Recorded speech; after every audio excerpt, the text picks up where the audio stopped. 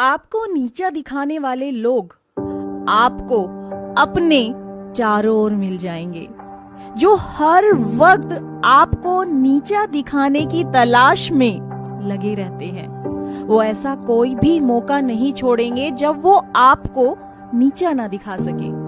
श्री कृष्ण ने अर्जुन से कहा, हे पार्थ, तुम अपने शत्रुओं को अपने आप को कायर और डरपोक कहने का मौका क्यों दे रहे हो? यदि तुम युद्ध नहीं करोगे तो वो तो तुम्हें डरपोक और कायर ही कहेंगे। वो इसी तलाश में थे कि जब तुम युद्ध ना करो, युद्ध से डर कर भागो, ताकि वो तुम्हें डरपोक और कायर कहे, और वो मौका तुम उन्हें दे रहे हो। ऐसा ही कुछ लिखा है अध्याय 2 के श्लोक 36 में।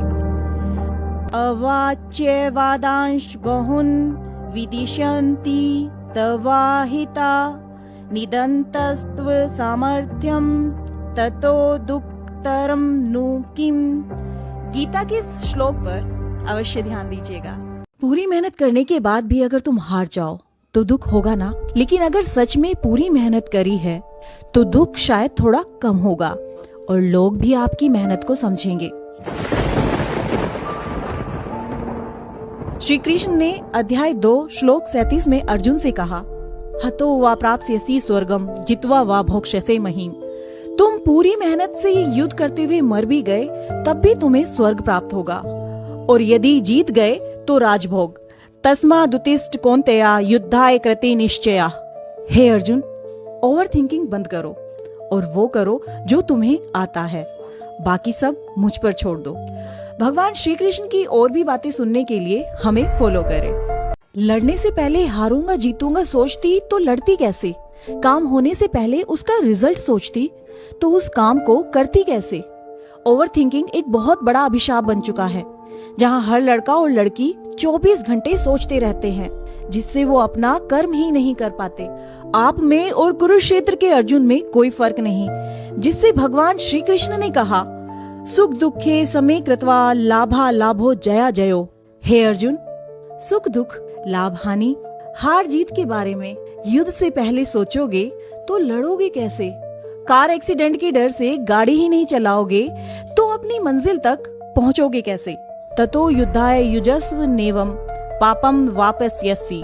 भगवान श्री कृष्ण ने कहा, सोच सोच कर यदि तुम अपना समय खराब करते रहे तो कर्म ही नहीं कर पाओगे, और यदि सब मुझ पर ही छोड़ दोगे तो अपना कर्म कर कर मोक्ष प्राप्त करोगे और तुम्हें कोई पाप नहीं लगेगा। भगवान कृष्ण की और भी बातों को सुनने के लिए हमें फॉलो करें।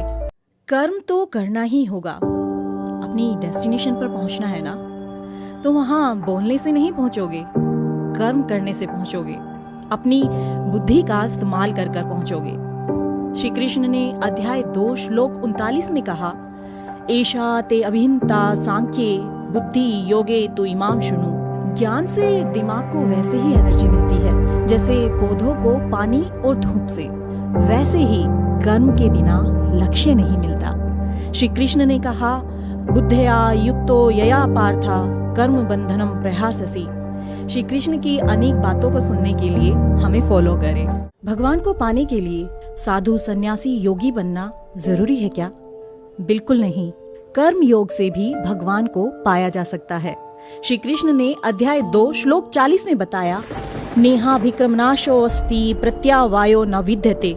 मेहनत करते हुए अगर तुम गिर भी गए तब भी तुम्हारी हार नहीं है। श्री कृष्ण ने फिर बताया, स्वल्पमपस्य धर्मस्य त्राते महतो भयात्। सभी सन्यासी बन जाएंगे तो युद्ध कौन करेगा? सभी पूजा में लगेंगे तो लड़ाई कौन करेगा? हम जैसों के लिए कर्म योग ही महान बात है। श्री कृष्ण ने अर्जुन को जैसे समझाया था, आज आपको मैं उनका ज्ञान दे रही हूँ। श्री कृष्ण की और भी बातों को सुनने के लिए हमें फॉलो करें। राधे राधे।